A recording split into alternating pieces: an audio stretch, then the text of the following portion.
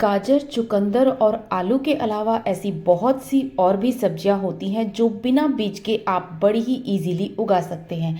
आप गाजर में ये रूट्स देख रहे होंगे, इस तरह की रूट्स जनरली बन जाती हैं और इन्हीं रूट्स के द्वारा दूसरी जो है सब्जी आपकी रेडी हो जाती है। अगर गाजर को आप इसी तरीके से इस पोजीशन में उगा देते हैं तो ये रूट्स बन जाती हैं इसकी, और इसके ऊपर से जो है आपको गाजर के पत्ते नजर आएंगे, उसके बराबर से बहुत सारी गाजर तैयार हो जाती है। और इसी तरीके से आलू को भी अगर आप 2 पीसेस में कट करके अगर उनकी जो है जो आंखें बनी हुई होती हैं, हम इनको आंखें बोलते हैं, जो भी गड्ढे से आपको नज़र आएंगे वहीं से आपको इसमें आलू में नई रूट्स दिखाई दे जाएंगी। और बिल्कुल इसी तरीके से चुकंदर के को भी आप उगा सकते हैं। इसके अलावा कौन कौन सी और वो सब्जियां हैं जो बिना बीज के आज आप उगा सकते हैं, उनको जो है मैं वीडियो में लेकर आई हूँ। तो आप वीडियो को देखिएगा एंड तक, जिससे कि आपको पूरी जानकारी डिटेल में मिल सके। वीडियो को स्किप ना करें। मैं हूँ आपकी होस्ट पारुल और एक बार फिर से आप सभी का स्वागत है माय नेचर मेनिया में। दोस्तों, आज मैं आपको कुछ ऐसी सब्जियां भी उगाकर दिखाने वाली हूँ प्रूफ के साथ में। आपको पूरा अपडेट भी उसका इसी वीडियो में मिलेगा, इसलिए वीडियो को फुल देखिएगा, स्किप बिल्कुल मत कीजिए, जिससे कि आपको पूरा का पूरा उसी जैसे इस पॉली बैग में मैं लगाऊंगी तो आपको दिखाऊंगी कि इसमें क्या ग्रोथ है, कितनी हुई है और मैंने इससे कितनी हार्वेस्टिंग की है।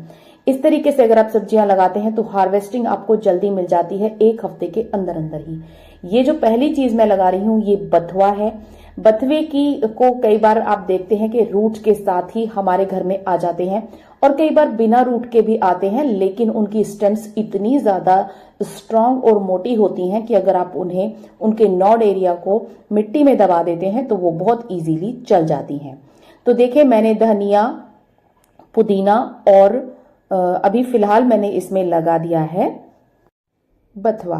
तो दोस्तों, धनिया, पुदीना और बथुआ को तो आप लगा ही सकते हैं। आपको करना यही है कि इनकी जो कोशिश ये करें कि अगर रूट से आई है मार्केट से सब्जी तो उनकी रूट्स को आप लगा लें अच्छे से जगह बनाकर।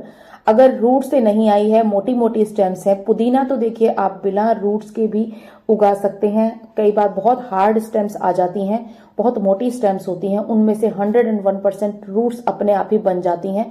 और ऐसी और बहुत सी सब्जियां हैं जिनमें रूट्स ना होने के बाद भी अपने आप ही रूट्स बन जाती हैं। देखिए, आप देख सकते हैं मैं कितनी सारी लेकर आई हूं ये। और अब जो नेक्स्ट सब्जी है वो है पालक। तो दोस्तों, पालक मैंने लास्ट ईयर क्या किया था कि इस तरीके से रूट्स के साथ आ गई थी और मैंने रूट्स को लगाकर उसमें से मैंने पालक के बीज बनाए थे। तो दोस्तों, मैंने बीजों को घर में ही डेवलप किया था, मेरे पास एक बीज भी पालक का नहीं था। अभी मैं आपको पालक का और इन सब सब्जियों का अपडेट भी दूंगी कि ये कितनी उगी और मैंने इनसे हार्वेस्टिंग मिली। इस तरीके से पालक उगाने के बाद मैंने 1 हफ्ते के अंदर अंदर पालक इससे ले भी ली थी। और ये देखिए, कुछ हिस्सा मैंने जो है ये धनिया पुदीने का, देखिए आप कितनी हार्ड स्टेम के साथ साथ इसकी रूट्स कितनी स्ट्रांग लग रही हैं। इनमें से जरूर से ही धनिया पुदीना उग जाता है। तो धनिया में ही धनिया की मैंने डंडियां लगा दी हैं जिनमें रूट्स थी और पालक को अलग से लगा दिया है। तो इस तरीके से आप लगा सकते हैं। जहां पर मेरा धनिया बीज से उगा हुआ था उसी के बीच बीच में मैंने इनको लगा दिया है, जिससे कि पूरी तरह से ये धूप की मार से ये बच जाएं। हालांकि आप इन्हें डायरेक्ट धूप में रख सकते हैं, कोई प्रॉब्लम नहीं है।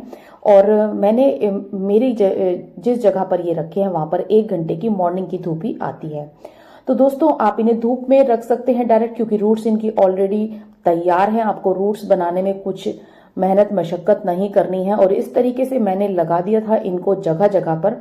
अब मैं आपको आगे बताती हूँ कि इनसे आप जो है सब्जियां भी ले सकते हैं और मैंने किस तरीके से इनको अब हार्वेस्ट करूंगी आपको ये भी दिखाती हूँ। और भी बहुत सारी सब्जियां और फ्रूट्स के मैंने बीज उगा दिए जो कि हमें घर में ही अवेलेबल हो जाते हैं। जैसे कि यहाँ पर मैंने नींबू के बीज लगाए हैं और जब नींबू का प्लांट तैयार होगा तो वो भी मैं आपको दिखाने वाली हूँ। आगे आने वाली वीडियोस में नींबू के प्लांट से आप नींबू बहुतायत में कैसे ले सकते हैं, इसकी बहुत ही डिटेल में वीडियो आने वाली है। इस ग्रो बैग में मुझे आलू लगाने थे, तो मैं कई दिनों से इस वाले ग्रो बैग को वेस्ट मटेरियल से भरती जा रही थी। इसमें मैंने ज़्यादा से 50% जो है मैंने इसमें सूखे पत्ते डाल रखे हैं और इसमें 3-4 दिन की इतनी भर भर के बास्केट मैंने अपने किचन की वेस्ट डाली है, जिसमें फ्रूट्स के छिलके भी हैं। और अब ऊपर से ढक दिया है इसको पत्तों की मदद से, जिससे कि जो इसका जो लिक्विड है वो मेरे आलू जो मैंने लगाने हैं उसके ऊपर ना आए और धीरे धीरे ये नीचे ही जो है डिकम्पोज होते रहेंगे। देखिए मैंने जो मिट्टी ली है वो रेतीली है। इसमें 3 पार्ट्स में मैंने मिट्टी को डिवाइड किया है, जिसमें एक पार्ट मैंने रेत रखा है, एक पार्ट मैंने इसमें वर्मी कंपोस्ट रखा है और एक पार्ट में मैंने इसमें रखी है अपनी जो किचन जो आपकी गार्डन सॉइल होती है वो। और साथ ही साथ इसमें मैंने 20% इसमें राख का यूज किया है। जब भी आप आलू लगाएं तो राख उसमें डालना बिल्कुल भी ना भूलें और राख अच्छी खासी क्वांटिटी में आपको आलू लगाते हुए डालनी है मिट्टी के अंदर। तो ये अगर आप इस तरह की मिट्टी तैयार करते हैं तो आलू बहुत बढ़िया उगेंगे। और ये है मेरी आज की हार्वेस्टिंग। ये थी, इसमें चना भी उगाया हुआ था मैंने, मेथी ली है और ये ले ली है मैंने कुछ जो है धनिए की डंडियां जिनमें रूट्स ऑलरेडी बनी हुई हैं। इस तरह की रूट्स बनी हुई धनिए पुदीने की डंडियों को कभी भी सारी गर्मियों भी नहीं छोड़ती हूं, बल्कि गर्मियों में मैं इन्हें बिल्कुल भी धूप में नहीं लगाती। इन्हें मैं हमेशा शेडी एरिया में लगाती हूं या फिर बहुत सारे पौधों के बीच में लगाती हूं। तो ऐसा करने का फायदा ये होता है कि आपका पौधा जो है वो गर्मी की मार से मरता नहीं है। सर्दियों में आपको धूप में रख सकते हैं आप, लेकिन अगर आप बहुत भयंकर गर्मी में आप धनिए और पुदीने की जड़ों को लगा रहे हैं तो आपको उसको ध्यान रखना है कि जब तक उसमें से पत्ते ना निकले तब तक आपको उसे शेडी एरिया में ही रखना है। अब जो मौसम है वो बहुत ही सूखी हवाओं का है, इसमें आपको रेगुलर बेसिस पर पानी भी डालना होगा। आप देख सकते हैं जितनी भी जड़ें मेरे पास स्ट्रांग सी जड़ें थी वो सारी लगा दी हैं। जो भी पतली पतली जड़ें हो उनको आपको इसके अंदर नहीं लगाना है। तो मैंने लगा दी हैं सारी की सारी धनिए की जड़ें और अभी कुछ ही दिनों में इससे धनिया भी प्रोपोगेट हो जाएगा। और ये लगाई थी मैंने प्याज। आप प्याज और लहसुन को भी बिना बीज के उगा सकते हैं। प्याज से मैं रोज ही हार्वेस्टिंग ले रही हूं। इसे या तो मैं अपने सांबर में डाल लेती हूं या फिर मैं इन्हें छोटा छोटा कट करके अपने आटे के साथ ही गूंथ लेती हूं, जो कि बहुत ही ज्यादा डिलीशियस बना देता है मेरे नाश्ते को। अब इसी में से मैं लहसुन और जितनी भी प्याज है और अदरक को भी आप इसी तरीके से जो है ग्रीन वेजीज के रूप में यूज कर सकते हैं। अदरक के पत्तों में से भी इसी तरह की खुशबू आती है जैसी अदरक में से आती है। तो लहसुन को अगर आप हार्वेस्ट करेंगे तो लहसुन में से भी इसी तरह की खुशबू आएगी जो लहसुन में से आती है। तो आपको बहुत ही ज्यादा डिलीशियस ब्रेकफास्ट आपका बन जाता है। और सांबर तो क्या गजब का बनता है जब आप घर की हार्वेस्टिंग लेते हैं। तो अब दिखाती हूं आपको ये अपडेट है 2 दिन बाद का, और उसके बाद आपको दिखाती हूं कि 4-5 दिन के बाद में मैंने कितनी हार्वेस्टिंग ली और 4-5 दिन के बाद इनकी क्या कंडीशन थी। 2 दिन में ही इनमें पत्ते जो है आने स्टार्ट हो गए थे और ये मैंने किसी और गमले में लगाया हुआ था।